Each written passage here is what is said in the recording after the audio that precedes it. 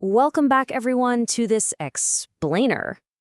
Today, we are diving deep into the absolute essentials with some fresh material from Coach Timothy.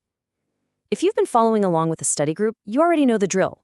We are putting in the work to become highly confident Python developers and, more importantly, real-world problem solvers. And honestly, Coach Timothy kicks things off perfectly. Quote, "Hello, study buddy, welcome back to Lesson 5 in our Python study group with Coach Timothy," unquote.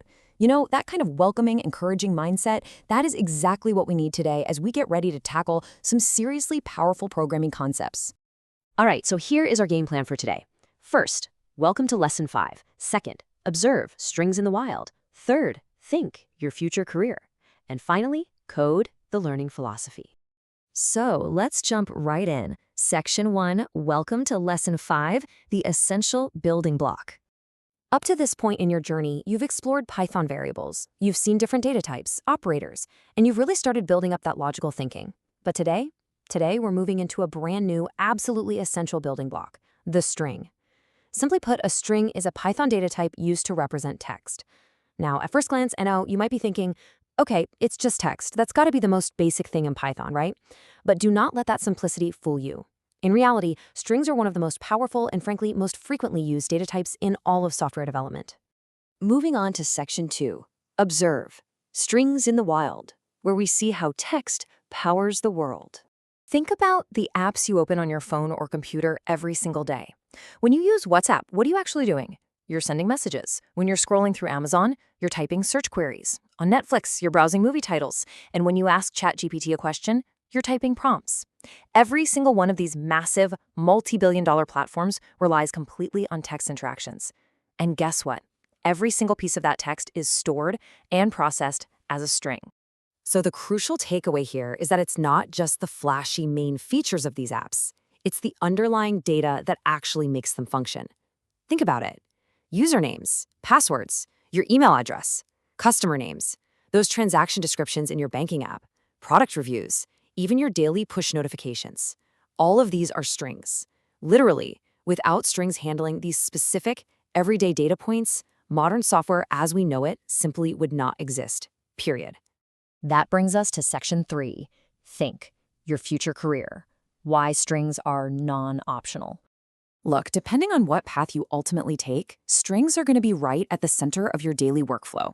If you want to be a data analyst, you're going to use strings all the time to clean messy data sets, standardize customer names, remove weird formatting, and validate text fields.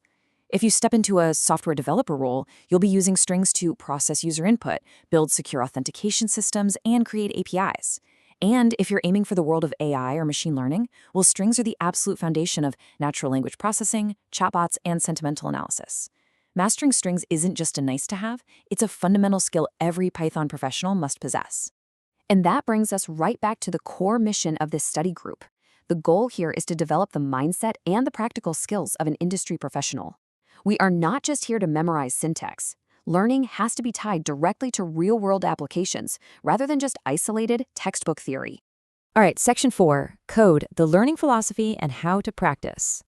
Coach Timothy lays out a really specific 6-step study model for us to follow. First, read the lesson carefully so you actually grasp the concepts. Second, and hey, pay attention because this is a big one, type every example yourself.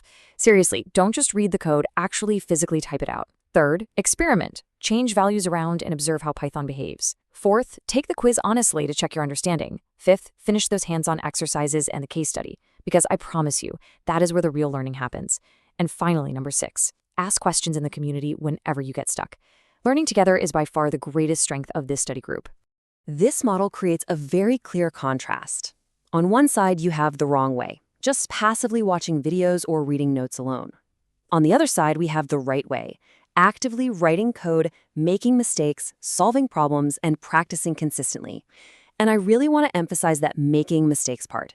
Coach Timothy explicitly says you should not be afraid to make mistakes during this lesson. Actually embrace them.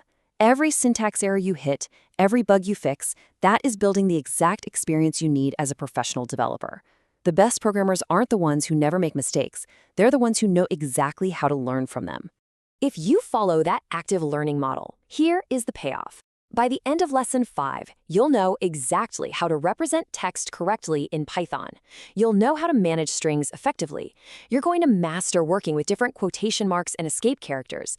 And you'll be able to create clean, readable, multi-line strings that make your code look highly professional.